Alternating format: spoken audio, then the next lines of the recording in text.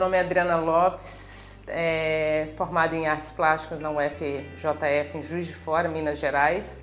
Sou ceramista, há mais de 15 anos eu mexo com cerâmica e trabalho muito com a técnica cerâmica Haku, que é uma técnica japonesa e que eu descobri numa viagem a um festival em Ouro Preto, em Minas Gerais, um festival organizado pela UFMG de artes, e de lá para cá eu não parei de trabalhar com cerâmica Haku.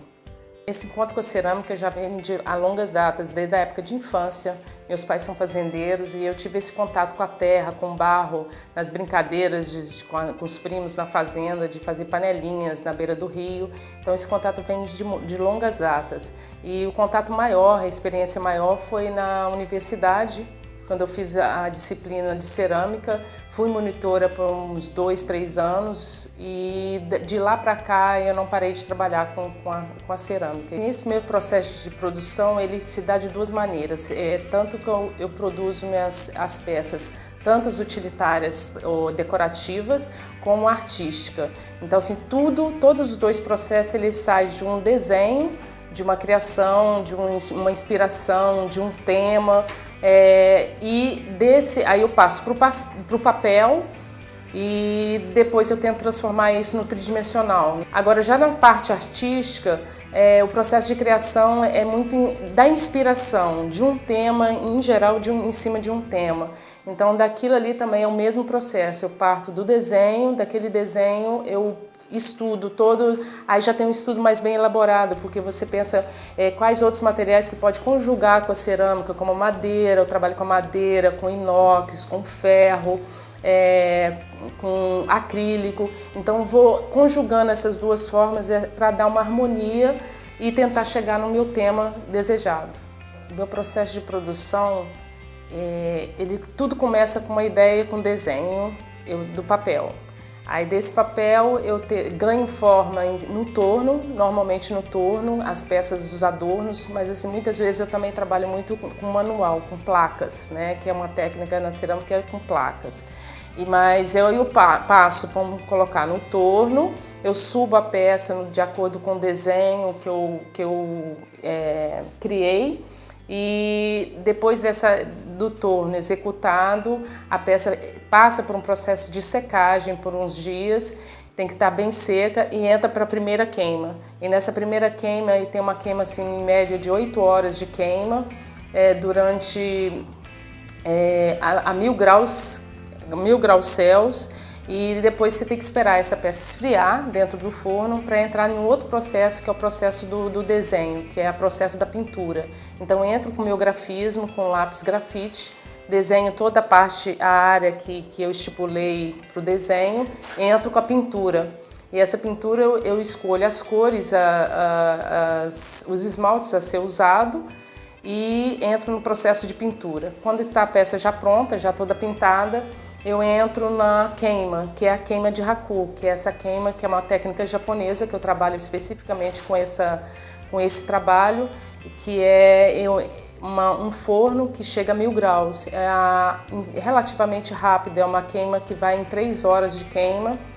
Quando chega a 1000 graus, eu abro o forno e tiro a peça, com todo o seu aparato de proteção, eu tiro aquela peça com a pinça incandescente e coloco na serragem. Então, com esse processo de você tirar a peça a 1000 graus do forno e com a temperatura ambiente, o esmalte é um vidrado, é uma camada superficial de vidro, da mesma composição do vidro. Então, com esse choque térmico, esse vidro ele trinca, ele craquela. Então, com contato com a serragem e com a fumaça ela penetra nessas pequenas trincas, dando a característica da técnica, que é justamente esses craquelês. Então, assim, o mais fascinante na queima, o que mais me fascinou para trabalhar com essa técnica foi justamente que as peças são únicas. Eu misturo muito, eu costumo misturar muito os adornos com o artístico. Tanto que tem peças que eu coloco peças como artísticas, que são umas rendas em pratos. Então, assim, costumo pendurar essas peças na parede.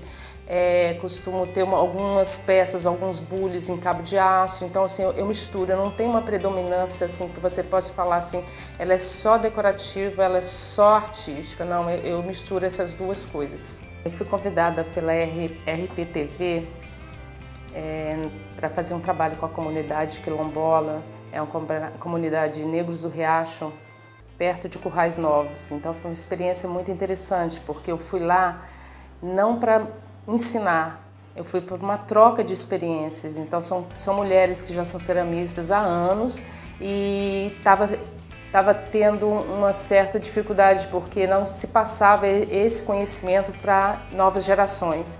Então foi uma experiência interessante porque se reuniu todas essas mulheres e filhas, primos, adolescentes que automaticamente nunca tinham tocado no barro, nunca tinham mexido com argila.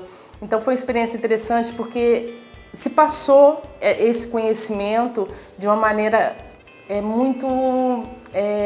para mim foi muito emocionante. Esse contato com o barro é muito forte, não é à toa que eles trabalham muito com arte-terapia, porque é um momento que você entra, eu acho que eu digo meio em transe, porque é o momento que você está lidando com o barro, ele te domina de uma maneira que você, assim, sua cabeça, você esquece de tudo. Então, assim, no meu ateliê eu gosto muito de trabalhar sozinha, porque é um momento que eu fico eu. Então, eu consigo me desligar e assim, me concentrar extremamente só no barro, só naquela peça. E assim, quando você está muito dispersa, com algum problema, normalmente nunca dá certo. É impressionante, ele tem uma energia tão forte que conecta com você que assim, não tem explicação. É uma sintonia muito grande. Então você tem que estar muito concentrado e gostar muito do que você faz.